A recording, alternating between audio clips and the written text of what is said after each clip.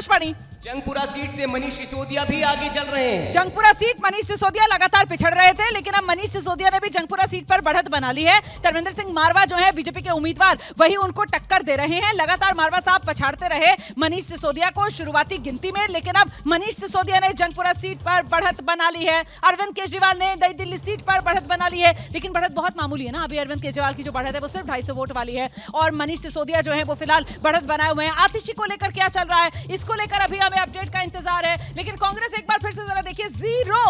कांग्रेस फिर से क्या खाता नहीं खोल पाएगी दिल्ली में। 2013 के बाद से कांग्रेस पार्टी का दिल्ली में चुनाव में खाता खुला ही नहीं है। क्या 2015 में, 2020 में जो हुआ वही 2025 में भी होने वाला है? कांग्रेस शून्य पर रहने वाली है क्या? ये भी अपने आप में बड़ा सवाल है। फिलहाल आम आदमी पार्टी 25 पर है और बीजेपी प्लस 45 पर पहुंचा हुआ नजर आ रहा है। लेकिन नई दिल्ली सीट से अरविंद केजरीवाल ने भले ही 250 वोट के आसपास बढ़त तो बना ली है, और ये बड़ी राहत वाली खबर यकीनन अरविंद केजरीवाल के लिए इस वक्त है।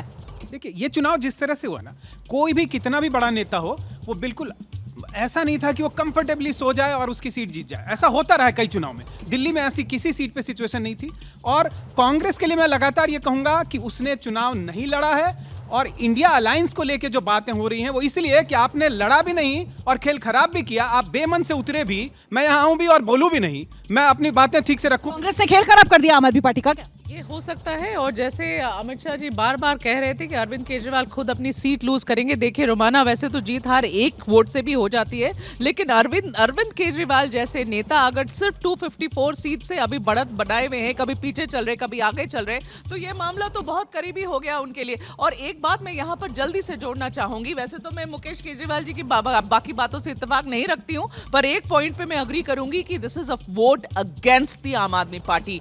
दिस मे और may not be a vote in favour of the Bharatiya Janata party, but definitely against आम आदमी पार्टी। ये आक्रोश का वोट है, ये बदलाव का वोट है, और ये आम आदमी पार्टी के खिलाफ का वोट है। अभी तक का आंकड़ा यही संदेश दे रहा है। राखी, देखिए, कुछ लोग इंतजार कर रहे हैं, लेकिन यही बात सामने आ रही है कि किस तरह से लोग बदलाव चाहते हैं। और दूसरी बात, ये इंडिया अलायंस की भी जो बात हो रही थी, इस पर भी नजर रखनी होगी कि आखिर किस तरह से आगे चलेगा। अगर एक दूसरे से यहाँ लड़ रहे हैं और इस तरह से, तो फिर आगे इनको ये भी देखना पड़ेगा। उमर अब्दुल्ला ने तो कह दिया और लड़ लो, लेकिन कांग्रेस यहाँ कुछ करते हुए तो दिख नहीं रही है, जीरो ही है।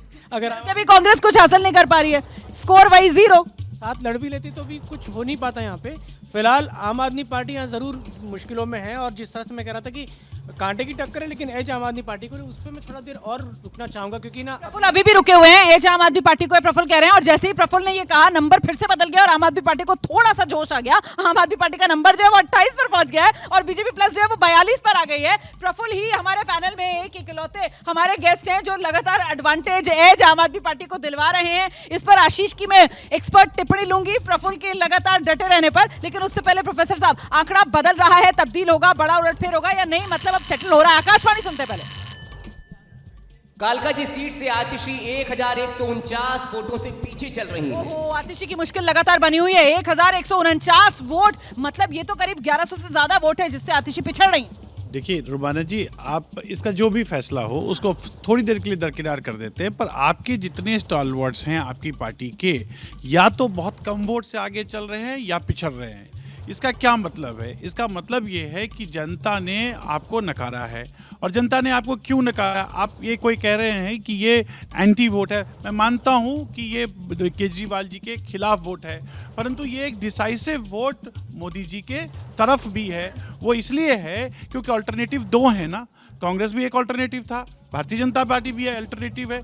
तो वो फिर अगर वो वोट भारतीय जनता पार्टी की तरफ जा रहा है, तो इसका I would say that it is also a vote in favour of good governance, और at least a governance that has been promised to the people. बात आप कह रहे हैं ये मोदी पर भरोसा जता रहा है।